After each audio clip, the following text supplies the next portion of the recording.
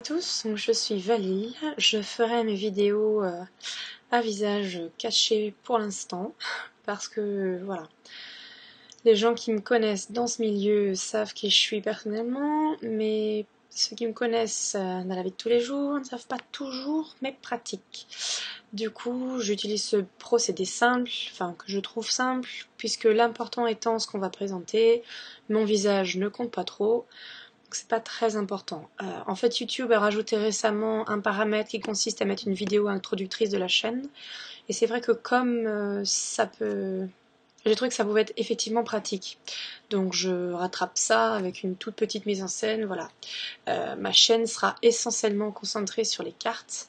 C'est pour ça, en tout cas en majeure partie que je l'ai créée, puisque ça se fait de plus en plus en France et chez les Américains, même dans le monde entier en fait c'est très répandu. C'est vrai qu'un jeu montré avec des photos c'est chouette, montré en vidéo c'est quand même très pratique. Pour le côté dynamique, la taille des cartes par rapport à nos mains, voilà, ça permet de faire un support un peu différent que l'écrit, qui avait une grande part jusqu'ici. Je présente essentiellement donc des critiques, ce sont des reviews en anglais, des revues en français, différents jeux, comment je les... Bon, le côté très matérialiste, les différents éditeurs, comment sont les cartes, comment sont les boîtes, et l'utilisation qu'on en fait, ce que j'en pense, ce que je ressens de façon un peu plus subtile, etc. J'avais fait une petite série de vidéos plus pratiques sur certaines questions techniques, comment utiliser les cartes, je peux les mélanger pour qu'elles soient renversées. J'avais d'autres amis en fait qui ont fait des bonnes vidéos sur comment mélanger les cartes, toutes les façons. Bon, en fait on n'y pense pas parce que c'est la base, c'est vrai que c'est intéressant de partager tous ensemble avec ça.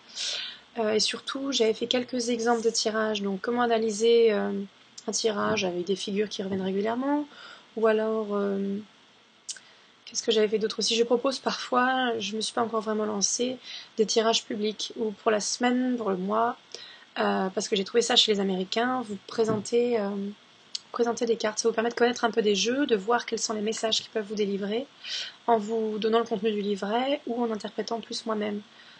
C'est pas évident à faire, mais ce sera quelque chose à voir dans l'avenir, donc voilà, beaucoup centré sur les cartes, des présentations, et j'espère aussi de temps en temps des vidéos pratiques sur ma collection, ma pratique, comment je fais ça, ou vraiment plus même encore que ça, des tirages, des exemples de tirages. Et parfois, étant donné que voilà, je ne vais pas créer plusieurs chaînes, je présente également des livres. Donc des livres sur le tarot, pour l'instant, j'en ai pratiquement aucun. Je dois avoir le Jodo et un autre que j'ai jamais lu, parce que je pratique vraiment uniquement avec les cartes. Mais je présente des livres plus ou moins spirituels ou des livres d'écriture. Donc vous avez parfois d'autres choses. C'est pour cette raison que j'ai mis en place des catégories en fait. J'essaie d'utiliser vraiment les paramètres de YouTube pour que ce soit clair, avec un tri de mes vidéos pour qu'on puisse trouver par thème. Voilà. Donc, sachant que je commente toujours ce que je fais sur mes blogs, les reviews créatives sur le blog créatif, les reviews cartes sur mon blog spirituel, et je conseille vraiment d'aller voir quand les lecteurs mettent des commentaires, ou quand je dédouble les reviews à l'écrit pour ceux qui n'aiment pas les vidéos, et je mets pas toujours les mêmes commentaires en fait.